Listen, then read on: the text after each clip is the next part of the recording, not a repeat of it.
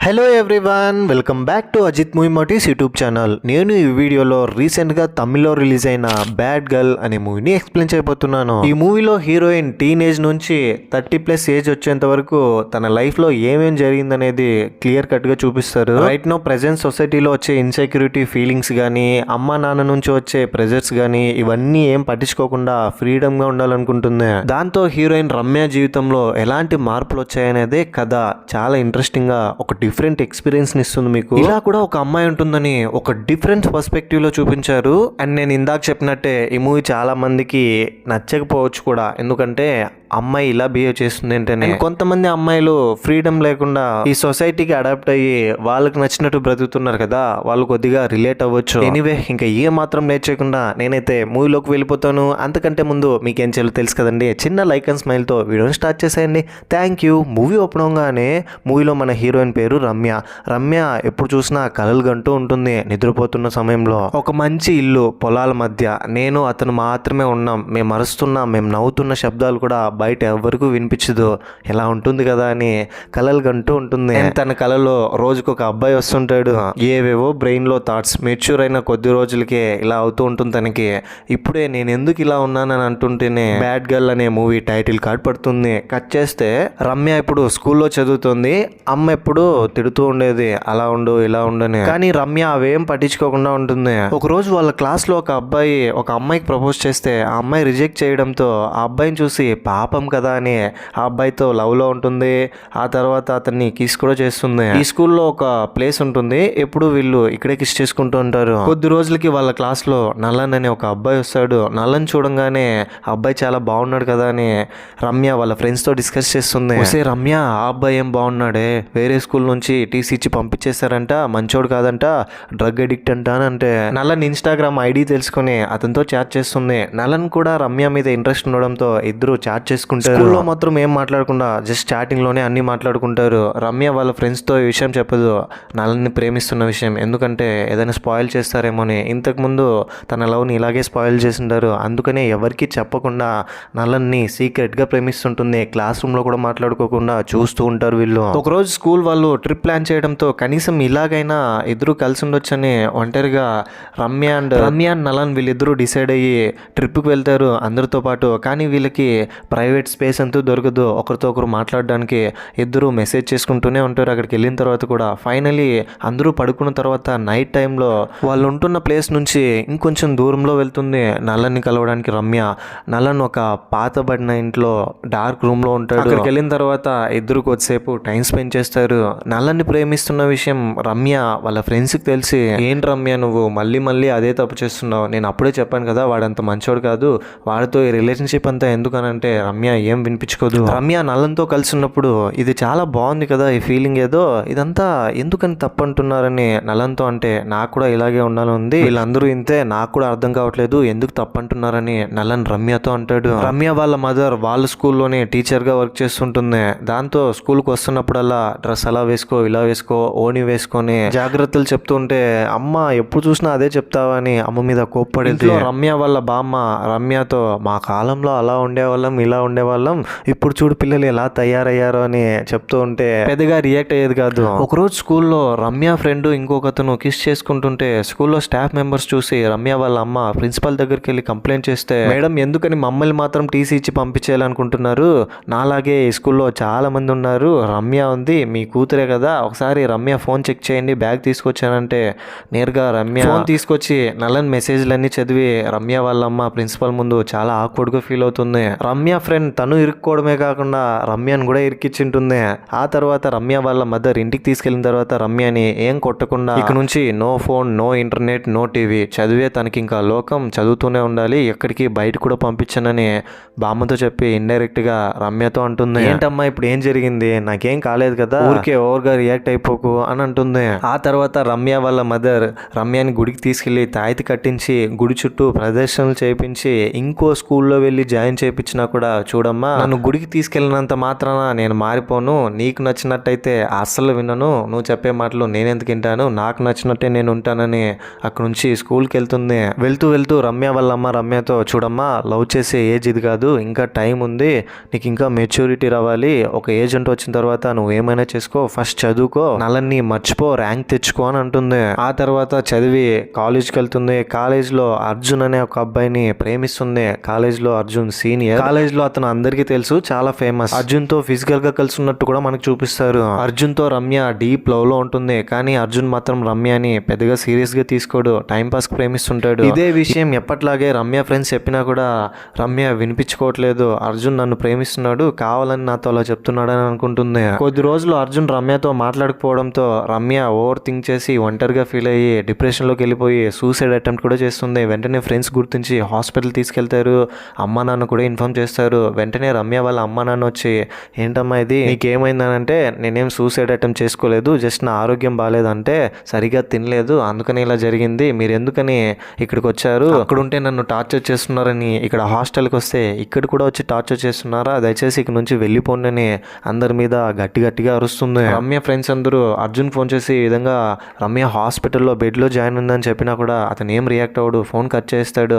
అయినా కూడా రమ్య అర్జున్ ఫోన్ చేసి మాట్లాడుతూనే ఉంటుంది. ఆ రోజు గ్రాడ్యుయేషన్ డే కావడంతో అర్జున్ వాళ్ళ మదర్ కాలేజ్కి వస్తుంది. వాళ్ళ మదర్కి ఇంట్రొడ్యూస్ చేయమంటే అర్జున్ వాళ్ళ అమ్మ వేరే వాళ్ళ గర్ల్ ఫ్రెండ్ అనేలాగా ఇంట్రొడ్యూస్ చేస్తాడు. దాంతో రమ్యకి బాధ అనిపిస్తుంది, నన్ను ఇలా ఇంట్రొడ్యూస్ చేస్తావా, మీ అమ్మగారు నన్ను ఏమనుకుంటున్నారని బాగా మందు తాగి నేరుగా అర్జున్ దగ్గరికి వెళ్ళి ఒక గుద్ది, నువ్వు నన్ను చీట్ చేసావు, ఎందుకురా, నేనంటే నీకు అంత చులుగునా, ఓ ప్రేమించాను కదా అందుకేనా అంటే, నేను ఫస్ట్ నుంచే చెప్తూనే వస్తున్నాను, నేను అంత సీరియస్గా తీసుకోలేదని, నువ్వే అనవసరంగా నా మీద ఓవర్ ఎక్స్పెక్టేషన్స్ పెంచుకుని ఓవర్గా రియాక్ట్ అవుతున్నావని అందరి ముందు అమ్మాయిని బ్యాడ్గా తిడతాడు. బ్యాడ్ వర్డ్స్, నేను అది మాటల్లో చెప్పలేను, మీరే అర్థం చేసుకోండి. అంతమంది ముందు అలా అనేసి వెళ్ళిపోవడంతో రమ్యకి ఏం చేయాలో అర్థం కావట్లేదు. చాలా బాధ అనిపిస్తుంది, అవమానంగా ఫీల్ అవుతుంది, కానీ పెద్దగా పట్టించుకోదు. రమ్య మొదటి నుంచి కొంచెం మెచ్యూర్గా ఉంటుంది. బయట ఏమనుకుంటున్నారు, తన గురించి ఎవరు ఏమనుకుంటున్నారు అనేది ఏం పట్టించుకోదు. కాబట్టి తనలో తానే ఓవర్ థింక్ చేసుకుంటూ డిప్రెషన్లోకి వెళ్ళిపోయి బాధపడుతుంటే సరిగ్గా అప్పుడే ఇంట్లో నుంచి ఫోన్ కాల్ వస్తుంది. రమ్య వాళ్ళ బామ్మ చనిపోయిందని. ఇంటికి వచ్చి బామ్మని చూస్తూ చాలా ఏడుస్తుంది. బ్రతుకున్నప్పుడు బామ్మతో సరిగ్గా టైం స్పెండ్ చేయలేదని. రమ్య ఏజ్ పెరుగుతోంది, దగ్గరగా 30 సంవత్సరాలు వచ్చాయి. ఇప్పుడు ముఖం మీద పింపుల్స్ వచ్చేస్తున్నాయి, ఫేస్ అంతా చేంజ్ అయిపోతుంది. ఒక డాక్టర్ దగ్గరికి వెళ్ళి ప్రాబ్లమ్స్ అంతా చెప్తుంది.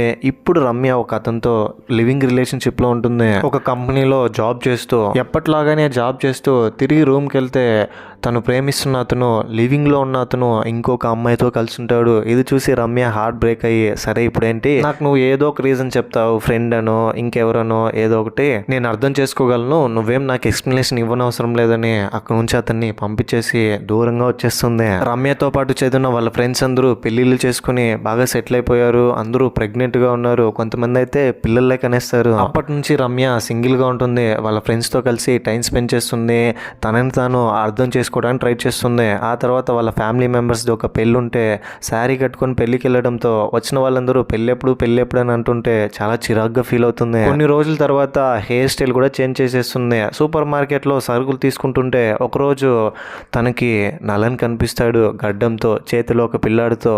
ఏంట్రా నీకు అప్పుడే గడ్డం వచ్చేసింది, ఓ సారీ చాలా ఇయర్స్ అయిపోయింది కదా, నువ్వు నాతో ఆ రోజు కలిసి ఉండింటే, మనం విడిపోకుండా ఉండింటే ఈరోజు నా చేతిలో ఈ పిల్లాడు ఉండేవాడు, మనం ఇద్దరం కలిసి హ్యాపీగా ఉండేవాళ్ళం కదా అని ఇద్దరు మాట్లాడుకుంటూ తన రూమ్కి తీసుకెళ్తుంది. అయినా నువ్వేం చేస్తావులే, నువ్వు అప్పుడు చిన్న పిల్లాడు కదా, నేను అర్థం చేసుకోగలను, జరిగేదంతా మన మంచికే అంటే, నేను అప్పుడు చూసిన రమ్యకి ఇప్పుడు రమ్యకి చాలా డిఫరెన్స్ ఉంది, నువ్వు చాలా మారిపోయావని అంటాడు. ఆ తర్వాత రమ్యతో కలిసి, రమ్య ఇప్పుడు నువ్వు నాతో ఉండడం మీ వైఫ్ తెలిస్తే ఏం ప్రాబ్లం లేదా అని అంటే, అదంతా ఏం లేదు, నేను మేనేజ్ చేసుకోగలను అని చెప్తాడు. ఆ తర్వాత లోపలెళ్ళి డోర్ లాక్ చేస్తుంది. నలన్ వచ్చి రమ్యాని కిస్ చేసి దగ్గర అవడానికి ప్రయత్నిస్తున్నాడు.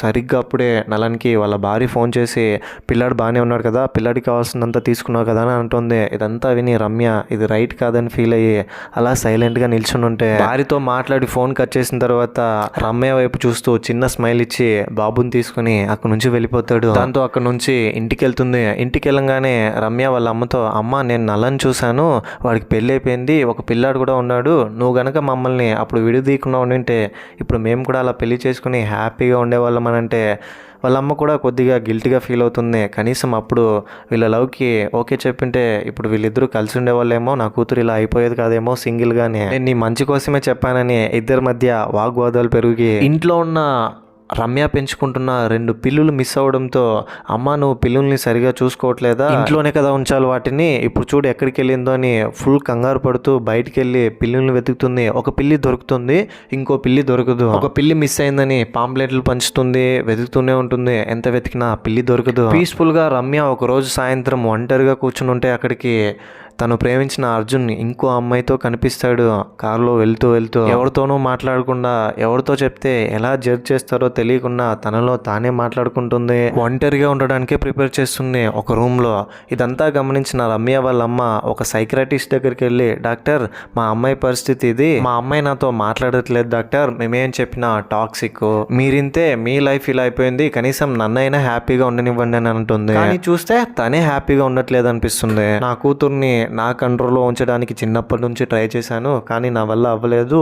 ఇప్పుడు కనీసం నార్మల్ అమ్మాయిగా చూడాలని ఉంది, పెళ్లి చేసుకుని హ్యాపీగా చూడాలని ఉంది అని అంటే డాక్టర్ తీసుకురండి అని చెప్తాడు పేషెంట్ని. కానీ రమ్య వెళ్ళదు. ఏంటమ్మా నువ్వు, నేను బాగానే ఉన్నాను, అన్ని ప్రాబ్లమ్స్కి సొల్యూషన్ నా లోపలే ఉందని చెప్తుంది.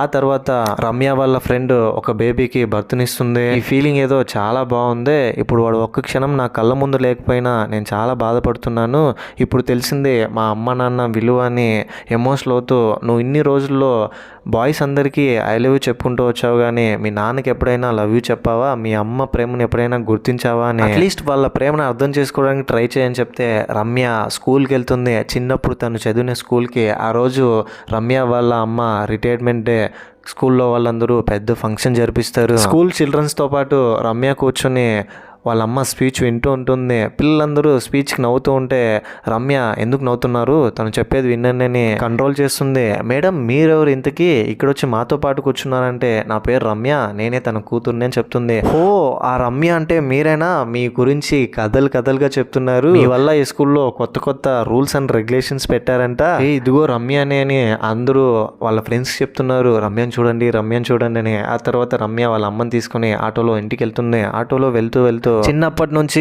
నీ హ్యాపీనెస్ కూడా నా కోసం సాక్రిఫైస్ చేసావు, మా అమ్మ మా కోసం మా ఫ్యామిలీ కోసం ఎంతో సాక్రిఫైసెస్ చేసింది, లవ్ యూ మా అని రమ్య వాళ్ళ అమ్మతో చెప్పి ఒక రకంగా వాళ్ళ బాధ, కోపం, యాంగ్జైటీ ఇవన్నీ పక్కన పెట్టి నన్ను బయటకు పంపించడం వల్లే నేను ఈ రోజు నాకేం కావాలో నేనేం చేయాలనుకున్నా నేనే చూస్ చేసుకుంటున్నాను, నాకు ఈ ఫ్రీడమ్ దొరికింది. ఇంట్లో నుంచి పడి లేచి ఏవేవో తప్పులు చేసి ఇప్పుడు రియలైజ్ అవుతుంది, సొసైటీలో ఎవ్వరి జడ్జిమెంట్ లేకుండా రమ్యగా ఉండడానికి, తన కోసం తనకంటూ ఒక స్పేస్ ఉండడానికి ఒక ఇంటిని తీసుకుని ఆ ఇంట్లో స్వేచ్ఛగా సింగిల్గా ఉండాలనుకుంటుంది. మిస్ అయిన పిల్లి కూడా దొరుకుతుంది. ఆ పిల్లిలో ఒక ఇంట్లో వెళ్ళి ఒంటరిగా ఫ్రీడమ్గా ఉంటుంది. జాబ్ చేసుకుంటూ ఇండిపెండెంట్ ఉమెన్గా పెళ్లి చేసుకోకుండానే తన హ్యాపీనెస్ని ఎవరిలోనూ వెతుక్కుండా తనలో తానే వెతుక్కుంది. ఇంతటితో మూవీ కూడా ఎండ్ అయిపోతుంది. ఈ మూవీలో హీరోయిన్ రమ్య మొదట స్కూల్లో ఒకరిని ప్రేమిస్తుంది, అది ఫెయిల్ అవుతుంది. తర్వాత కాలేజ్లో ఒకరిని ప్రేమిస్తుంది, అది ఫెయిల్ అవుతుంది.